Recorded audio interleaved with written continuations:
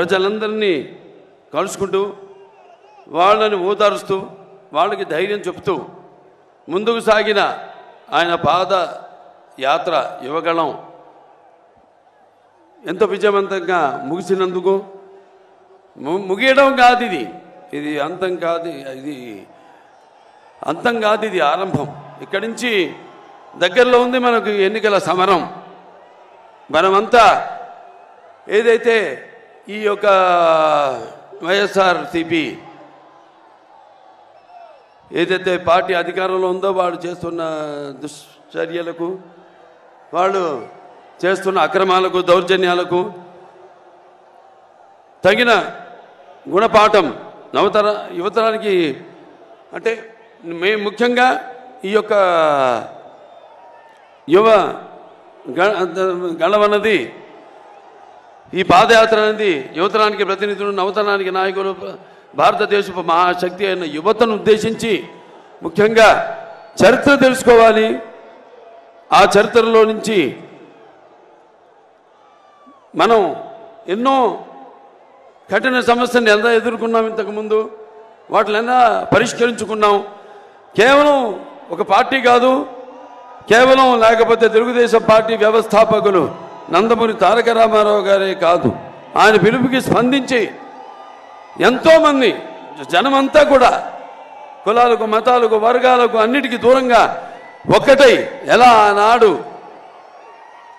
అప్పుడు యొక్క పరిస్థితులకి తగిన గుణపాఠం చెప్పి ఎలా వాళ్ళకు కావాల్సిన ప్రజా జవాబుదారీ ప్రభుత్వాన్ని వాళ్ళు అధికారంలోకి తెచ్చుకున్నారో తిరిగి యువతరానికి గుర్తు చేసేలా, వాళ్ళంతా నెమరేసుకునేలా ఎంతో విజయవంతంగా ఈ పాదయాత్ర సాగినందుకు లోకేష్ బాబుని అభినందిస్తూ, అలాగే ఈ పాదయాత్రలో ఆయనతో పాటు సైనికులుగా ఆయనకి అండగా ఉంటూ ఆయన మీద ఈగను కూడా వాళ్ళనివ్వకుండా ఎన్నో ప్రయత్నాలు చేశారు అడ్డుకునేందుకు.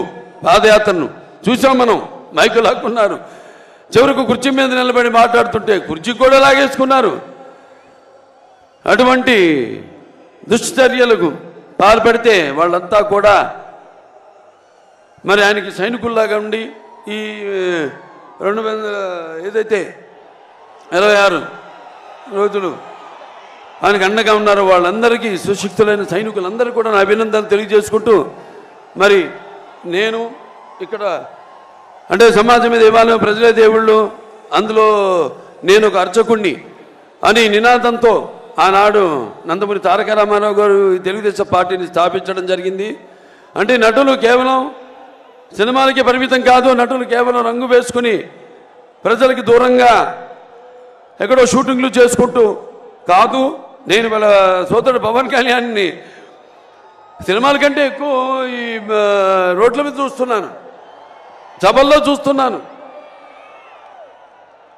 అంటే నేను చెప్పొచ్చేది ఏంటంటే సినిమాలే కాదు, మన ప్రతి ఆ సినిమాల ఫలితంగా మనకు వచ్చే ఆదరణ, అభిమానాన్ని నాన్నగారు ఎప్పుడు అంటుండేవారు, ఏ రుణం మనం పెట్టుకోకూడదని.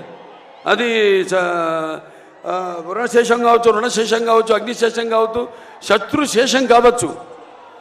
అలాగే నీళ్ళ శేషం కూడా ఆయన ఉంచుకోలేదు. చివరికి ఏ మద్రాసు నుంచి అయితే ఆయన వచ్చారో తిరిగి ఆ మద్రాసుకు తాగునీటిని కూడా తిరిగి ఇచ్చారు ఆయన. అటువంటి మరి ఈనాడు మీ రుణం తీర్చుకోవాల్సిన బాధ్యత కేవలం నటులుగానే కాదు, మేము ఇద్దరం ఈ సమాజంలో పౌరులుగా అది మా బాధ్యత అని తెలియజేయడానికి మరి ఆనాడు సోదరుడు పవన్ కళ్యాణ్ గారు పార్టీని స్థాపించారు. జనసేన పార్టీని ఎన్నో ఏళ్ల క్రితం 2014లో 2008లో 14 అప్పటి నుంచి కూడా ఆయన పోరాటం కొనసాగిస్తూనే ఉన్నారు. ఇక్కడ ఫ్లోరైడ్ విషయంలో అయితేనేమి, ఇలా ఇప్పుడు ఇక్కడ రణస్థలంలో జరిగినప్పుడు కూడా అప్పుడు యువకులంతా కూడా స్పందించి ఆయన రాకను స్వాగతిస్తూ, మరి ఎక్కడికి మేము ఎందుకు వలసపోవాలి, మేము పుట్టిన గడ్డ ఇది, తెలుగు జాతి మనది, నిండుగా వెలుగు జాతి మనది. ఎక్కడైతే మనం వాళ్ళంతా ఆనాడు చంద్రబాబు నాయుడు గారి యొక్క దూరదృష్టితో అటు ఐటీ రంగం అయితే, సైబరాబాద్ సిటీ అయితేనేమి, లేకపోతే ఈ యొక్క ఎన్నో అభివృద్ధి పథకాలు తీసుకురావడం ముందుకి, అలాగే ఈ యొక్క మహిళలకు ఈ యొక్క డ్వాక్రా మొట్టమొదటిసారిగా దేశంలోనే ఈ పొదుపు స్కీమ్ని తీసుకురావడం అయితేనేంటి, ఇటువంటి ఎన్నో కార్యక్రమాలు చేపట్టడం వల్ల ఆనాడు అందరికీ ఉపాధి కలగడం జరిగింది. మహిళా సాధికారత, వాళ్ళ కాళ్ళ మీద వాళ్ళు నిలబడి వంటిని కుందేళ్లు కాకుండా వాళ్ళు కూడా సంపాదించి మరి వాళ్ళు కూడా మగవాళ్ళకి సమానంగా ధీటుగా